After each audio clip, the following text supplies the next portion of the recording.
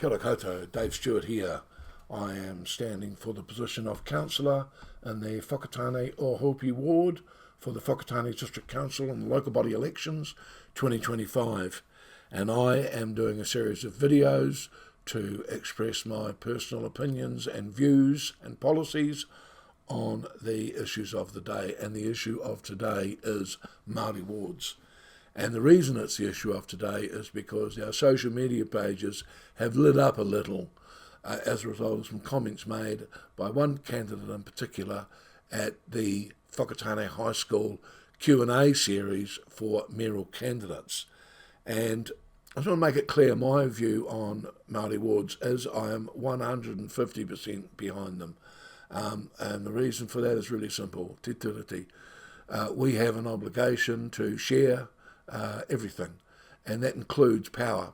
Now, the Māori wards are just the other side of the coin to the Māori electorate seats, and make no mistake, the attack on Māori wards is the forerunner for the attack on the Māori electorate seats, and I am not going to stand idly by and be a willing participant in that attack.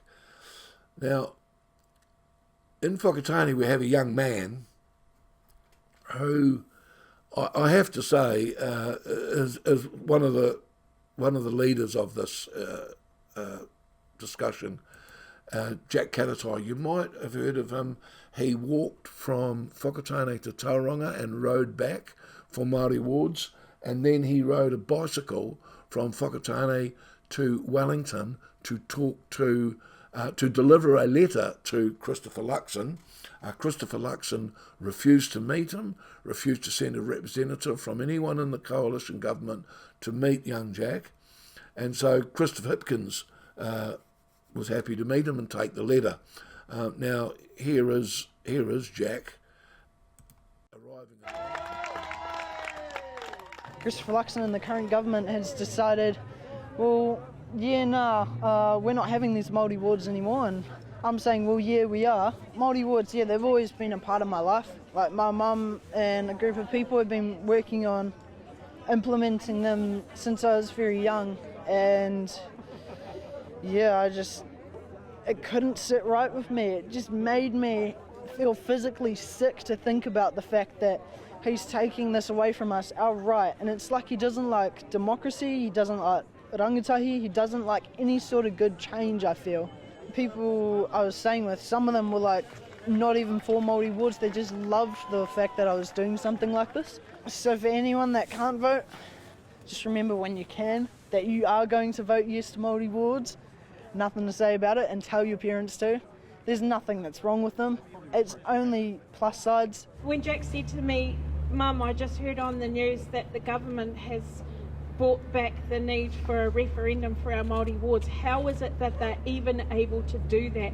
He was so shocked. He picked everything up, and he's not a road biker, so a lot of new skills needed to be learned. And he stayed with these incredible people along the way that we didn't know, who just put their hand up and said, we'll host him. They fed him, they washed his clothes, they loved him and nurtured him like one of their own family members. So that's the position of a young man. So let's have a look at the position of so the other side of the coin, shall we call it. This is our mayoral hopeful Philip Jacobs at the Whakatane High School Q&A session that I referenced earlier. Take it away, Philip. It's complicated. I did not support the referendum. I think it's a very clumsy way to solve a very important problem.